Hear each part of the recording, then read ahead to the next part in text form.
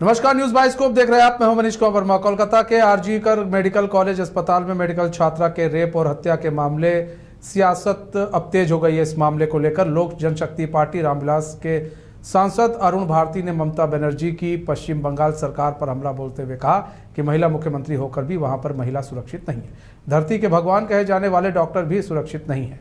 यह कैसी सरकार चल रही? उन्होंने मुजफ्फरपुर और जहानाबाद में दलित बेटी के दुष्कर्म पर कहा कि सरकार के पास हम लोगों ने बात रखी है और सीएम नीतीश कुमार ने बात सुनी है। हम लोगों ने अपने राष्ट्रीय अध्यक्ष चिराग पासवान को भी इस संदर्भ में बताया है। जल्द कार्रवाई के आसार हैं।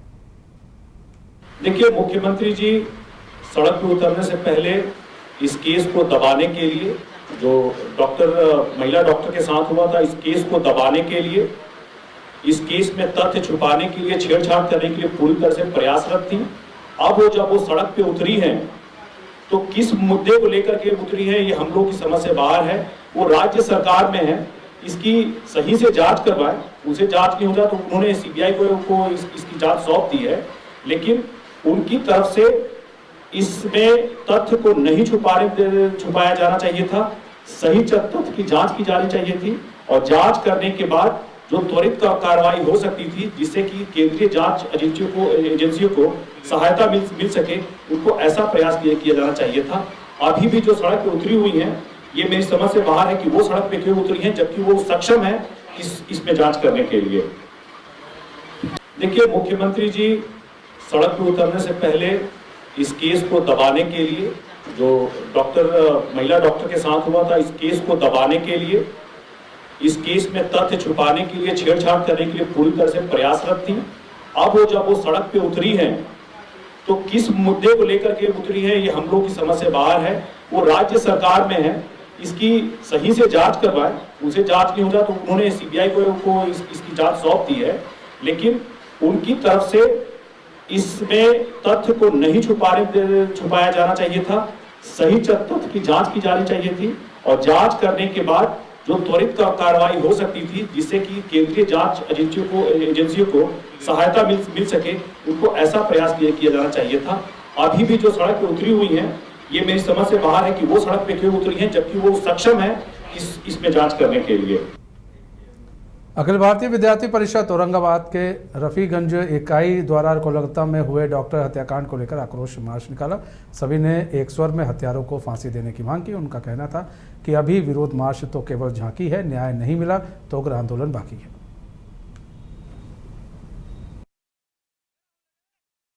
आज विरोध मार्च बंगाल की एक डॉक्टरनी, जो MBBS डॉक्टरनी थी, हमारी बहन थी, हमारी देश की बेटी थी, उसको बंगाल सरकार के दरिंदे गुंडों के द्वारा रेप करके जिंदा गला घोंटकर मार दिया गया, उसको फेंक दिया गया। उसी को न्याय दिलाने के लिए हम लोग केंद्र सरकार से मांग करना चाहते हैं कि बंगाल में केंद्र शासित राज्य हो जाए और उस दरिंदों को फांसी की सजा हो। इसी के लिए हम लोग आज पूरा अखिल भारतीय विद्यार्थी परिषद के साथ मिलकर प्रोटेस्ट मार्च का आयोजन किए हैं और हम लोग पूरा मुख्य बाजार में घूमकर और इस प्रोटेस्ट मार्च को सफल बनाएंगे और बंगाल सरकार तक अपने नारों को, भागीदारी को सुनिश्चित करवाएंगे। आज विरोध मार्च बंगाल की एक डॉक्टरनी, जो MBBS डॉक्टरनी थी, हमारी बहन थी, हमारी देश की बेटी थी, उसको बंगाल सरकार के दरिंदे गुंडों के द्वारा रेप करके जिंदा गला घोंटकर मार दिया गया, उसको फेंक दिया गया। उसी को कोलकाता में महिला डॉक्टर के साथ दुष्कर्म के बाद हत्या करने का मामला अब तुल पकड़ता जा रहा है, जहां एक और देश के चिकित्सकों ने विरोध जताते हुए दोषियों को फांसी की सजा के साथ पीड़ित परिवार को निष्पक्ष न्याय मिलने को लेकर आवाज उठाई। तो वहीं पूर्णिया में अखिल भारतीय विद्यार्थी परिषद के कार्यकर्ता और महिला विंग के द्वारा महिला कॉलेज पूर्णिया के गेट के समीप बंगाल सरकार ममता बनर्जी का पुतला दहन किया गया। इस दौरान काफी संख्या में ABVP के कार्यकर्ता मौजूद रहे और सरकार से निष्पक्ष जाँच कराने को लेकर नारेबाजी किया। साथ ही ममता सरकार के खिलाफ जमकर नारेबाजी की।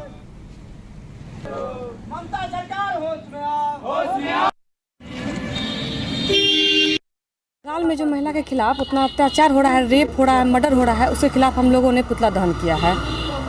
क्या मांग है? हम लोग का मांग है कि कड़ा से कड़ा कानून बनाया जाए महिलाओं के खिलाफ महिला के खिलाफ जो अत्याचार करते हैं उसको दोषियों को बहुत लंबा टाइम लगता है सज़ा मिलने में, उसका तुरंत कार्रवाई किया जाए। किसके द्वारा किया गया? ABVP द्वारा किया गया। आए दिन बंगाल में ममता बनर्जी के द्वारा छात्र के साथ, डॉक्टर के साथ इस तरह का बिहेव करना और गला काट देना, इस तरह का करने का बहुत ही षड्यंत्र राजनीति के तहत ये सब फंसाया जा रहा है और छात्रों के साथ इतना गलत तरीक़ा से व्यवहार किया जा रहा है। कहीं न कहीं सरकार का दोषी है, सरकार नई कानून नई नियम लागू कर रहे हैं और बहुत से छात्र को इतना दिक्कत किया जा रहा है बंगाल में। मकसद तो देखिए हम लोग का कभी भी ऐसा नहीं रहा है कि किसी का विरोध करना, मगर जहाँ गलत होता है अखिल भारतीय विद्यार्थी परिषद हमेशा वहाँ पुरजोर विरोध करती है और छात्रों के लिए हमेशा लड़ती आई है। आज हम लोग का पुतला दहन कार्यक्रम रखा गया था पूर्णिया महिला कॉलेज में। इसके लिए जो है बंगाल में जो आए दिन महिलाओं के साथ बर्बरता किया जा रहा है, जिसके लिए वहाँ की सरकार आज तक कोई ठोस कदम नहीं उठा पाई है। इसलिए पूरे बिहार में अखिल भारतीय विद्यार्थी परिषद आज पुतला दहन कार्यक्रम की है, जिससे सरकार को बताना चाहती है कि देश की नारी जग चुकी है और वह देश के लिए अगर उसके देश में अगर उसके लिए कोई व्यवस्था नहीं होगी तो देश के लिए वह विरोध भी कर सकती है। बंगाल में जो महिला के खिलाफ उतना भारतीय जनता पार्टी बिहार प्रदेश किसान मोर्चा के बागवानी प्रकोष्ठ के सह संयोजक डॉक्टर मनीष पंकज मिश्रा माउंटेन में दशरथ मांझी के पुण्यतिथि पर गलहोर जाकर उनके प्रतिमा पर पुष्प चढ़ाकर श्रद्धा सुमन अर्पित किया।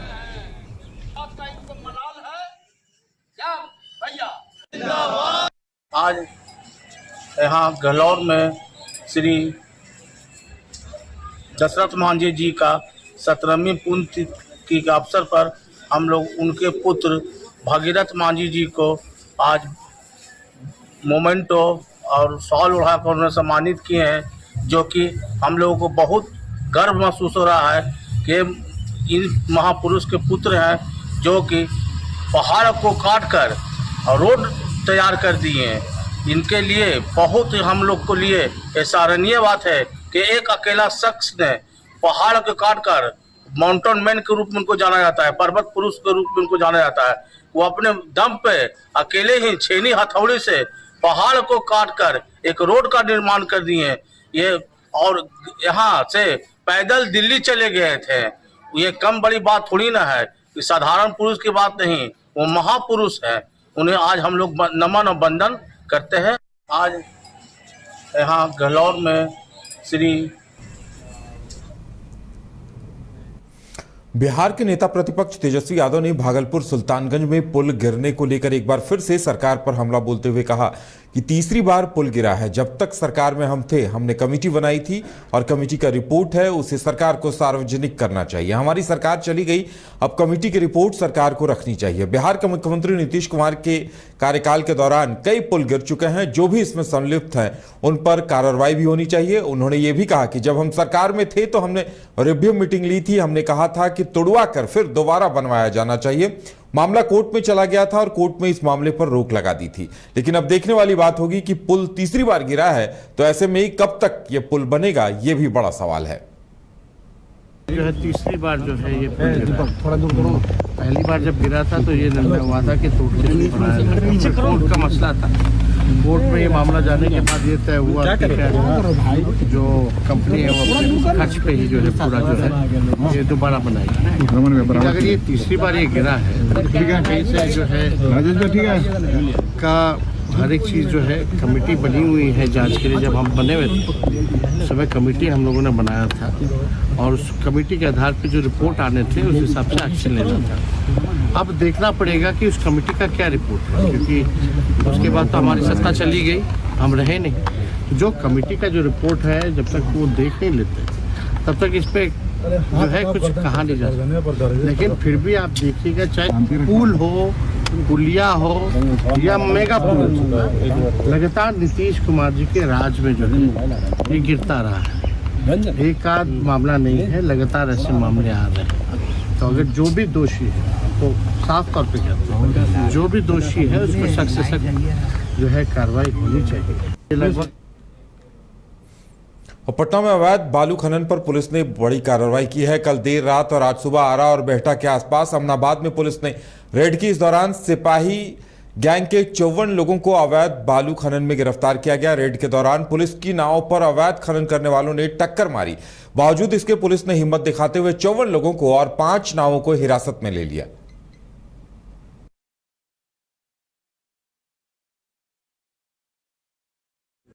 जो अवैध बालू खनन है और की काफ़ी सूचना प्राप्त हो रही थी कि सोन नदी में अवैध बालू खनन किया जा रहा है और नाव से जो है वो रंगदारी भी ली जा रही है। सूचना उपरांत एक विशेष टीम का गठन किया गया जिसमें जिला बल की पुलिस, साथ में एसटीएफ और जो तीनों कैंप्स सुअरमरवा, अमनाबाद और रामपुर में तीनों कैंप्स जो कार्यरत हैं वहाँ से टीम्स का फॉर्मेशन किया गया। हम खुद उस टीम को लीड कर रहे थे। 2 टीम्स उसमें बनाई गई। एक आरा तरफ से जो अमनाबाद स्थित एरिया है वहाँ पे घेराव किया गया कल रात। साथ में एक अमनाबाद से टीम धावा दल बनाया गया जिसमें हम खुद लीड कर रहे थे। जब वहाँ घटनास्थल पर पहुँचे जहाँ पे ये माइनिंग होता है वहाँ पे जो है काफ़ी अफरा तफरी होने लगी। नाव जो है जो बालू माफिया हैं लेके भागने लगे। एक नाव हमारी नाव से टकरा भी गई और ऑलमोस्ट बोट से जो है वो कैप्साइज होने वाली थी। त्वरित कार्रवाई करते हुए और सिचुएशन को कंट्रोल करते हुए 5 नावों को जो है पकड़ा गया। इसमें करीब टोटल अभी तक 54 लोगों की गिरफ्तारी की गई है। साथ में ये भी बता दें कि पहले जो है पोकलेन के माध्यम से अवैध बालू खनन किया जाता था, अभी बंद कर दिया गया है। लेकिन अभी जो मशीन्स हमने कल जब्त की हैं, 2 नाव में ऐसी मशीन्स जब्त थी जो ट्रैक्टर का इंजन लगा के सक्शन पंप्स वो लोग यूज़ कर रहे हैं और उसी के माध्यम से अवैध बालू खनन जो है वो किया जा रहा है। पटना में दुल्हन बाजार के ग्राम डुमरी में एक व्यक्ति की गोली मारने के मामले का खुलासा करते हुए बताया गया कि गोलीकांड में एक अभियुक्त को गिरफ्तार किया गया है। अभियुक्त के पास से एक देसी कट्टा, मोटरसाइकिल और एक फोन बरामद किया गया है। दरअसल डुमरी के रहने वाले कैलेंडर बिंदु को उनके घर के पास शुक्रवार को गोली मारी गई थी। वहीं गोलीकांड के पीछे आपसी विवाद बताया जा रहा है। अभियुक्त के ऊपर पहले से ही 2 थानों में आपराधिक मामले दर्ज हैं। कल दिनांक 16/8 को एक सूचना प्राप्त हुई कि दुल्हन बाजार स्थित ग्राम डुमरी में एक व्यक्ति को गोली लगी है। घटना का सत्यापन करने के लिए जब दुल्हन बाजार थाना वहां पहुंचा तो पाया गया कि एक व्यक्ति जो कैलेंडर बिंद हैं उनको पेट में गोली लगी है और मारने वाली की पहचान निखिल यादव उर्फ संडवा जो उसी गांव के डुमरी गांव के हैं उनकी नाम से पहचान हुई। इसमें जो गोली लगी है जिन व्यक्ति को कैलेंडर बिंद, उनको जल्दी से पीएचसी दुल्हन बाजार रेफ़र किया गया। वहां से उनको बेहतर इलाज के लिए एम्स रेफ़र किया गया। उनका ऑपरेशन किया जा चुका है, लेकिन डॉक्टर्स द्वारा जो अभी तक बताया गया है कि उनकी हालत काफ़ी नाजुक है। इसमें एक टीम का फॉर्मेशन किया गया। एसएचओ दुल्हन बाजार उस टीम में खुद थे। उसके अलावा एसआई बिट्टू कुमार और अन्य पुलिसकर्मी उस टीम में मौजूद थे और मात्र 5 घंटे के अंदर इसमें जो अभियुक्त हैं, नामजद अभियुक्त निखिल यादव और संडवा को। भागलपुर जिले के सुल्तानगंज के अजगैवीनाथ की पुरानी सीढ़ी घाट में गंगा स्नान करने के दौरान एक छात्र की डूबने से मौत हो गई। घटना को लेकर ग्रामीणों ने बताया कि सुबह अजगैवीनाथ पुरानी सीढ़ी घाट में गंगा स्नान करने के दौरान ध्वजा गली के रहने वाले 8वीं कक्षा के छात्र की गंगा में डूबने से मौत हो गई। आनन फानन में ग्रामीणों और एसडीआरएफ टीम की तरफ से छात्र के शव को बाहर निकाला गया, जो रेफरल अस्पताल ले जाने के बाद डॉक्टर ने मृत घोषित कर दिया। पुलिस ने शव को पोस्टमार्टम के लिए भागलपुर मायागंज भेज दिया है। इस घटना की जानकारी स्थानीय विधायक प्रोफेसर ललित नारायण मंडल को मिलने पर घटनास्थल पर पुलिस बल के साथ पहुंची और परिजनों से घटना की जानकारी भी ली। 7 बजे ध्वस्त हो गया, पानी में गिर गया। आया नहीं, ध्वस्त हुआ। जी जी, स्ट्रक्चर गिरा है और लोहा, और उसको गिराने की बात हम पूछे इंजीनियर से तो कहा उसको गिराना ही था सर, और गिर गया और कोई विशेष बात नहीं, उसमें सब लोहा का स्ट्रक्चर लगेगा। और वैसे पूरी बात बिना जानकारी हम अभी नहीं दे सकते। हम संबंधित अधिकारी से बात करके हम बता देंगे। क्या सर पुल पे जांच होनी चाहिए? हाँ, होनी चाहिए। कोलकाता के आरजीकर मेडिकल कॉलेज अस्पताल में जूनियर डॉक्टर के साथ दरिंदगी और हत्या से आक्रोशित डॉक्टरों ने बिहार की राजधानी में शनिवार को विरोध प्रदर्शन किया। इसमें सरकारी और प्राइवेट अस्पतालों के डॉक्टर शामिल रहे। सड़कों पर उतरकर डॉक्टरों ने प्रदर्शन किया। रुबान मेमोरियल हॉस्पिटल के बैनर तले कैंपस से पाटलिपुत्र गोलंबर तक डॉक्टरों ने पैदल मार्च किया और सेंट्रल प्रोटेक्शन एक्ट लागू करने की मांग भी की।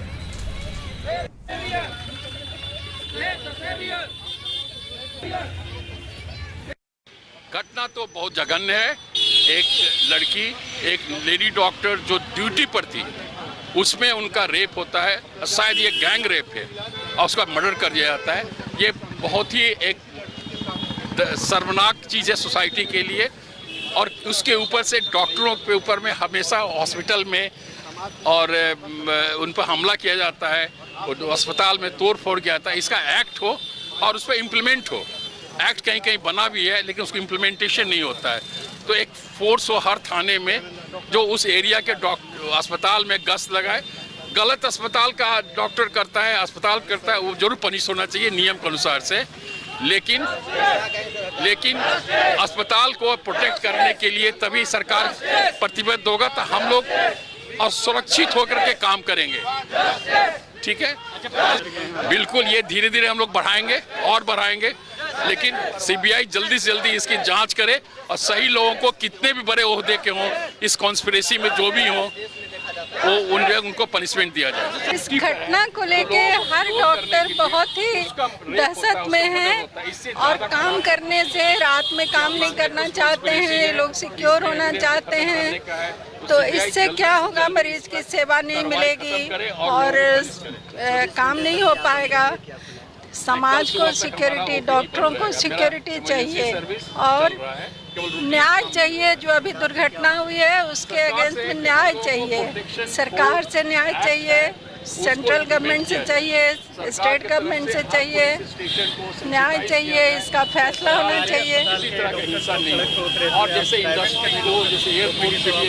डॉक्टर तो डॉक्टर होते हैं ना, वो हमारे समाज की हैं, हमारा समाज असुरक्षित है। हम लोग अपने हॉस्पिटल में भी सुरक्षा देने की भरसक प्रयास। गया में नवोदय विद्यालय के छात्र प्रिंस कुमार की हत्या के मामले में आरोपियों की गिरफ्तारी की मांग को लेकर भारतीय विश्वकर्मा महासंघ और लोहार संघर्ष मोर्चा ने गांधी मैदान के गेट नंबर 5 के पास धरना दिया। इस प्रदर्शन में मगध प्रमंडल के हजारों विश्वकर्मा बंधु शामिल हुए और समाज के प्रति अपना समर्थन जाहिर किया। प्रदर्शनकारियों ने यातायात व्यवस्था को पूरी तरह ठप करते हुए वे धरने पर बैठ गए। प्रदर्शन में शामिल लोगों ने हाथों में पोस्टर और तख्ती लेकर नारे लगाते हुए विरोध किया और कहा कि अगर प्रशासन और सरकार ने जल्द ही ठोस कदम नहीं उठाए तो भारतीय विश्वकर्मा महासंघ छात्र संगठनों और राज्य के अन्य संगठनों के साथ मिलकर राज्य स्तर पर आंदोलन करेगा। विश्वकर्मा समाज की नेत्री सुजाता शर्मा ने इस घटना की स्पीडी ट्रायल चलाकर हत्यारों को गिरफ्तार कर कठोर से कठोर सजा दिलाने की मांग की।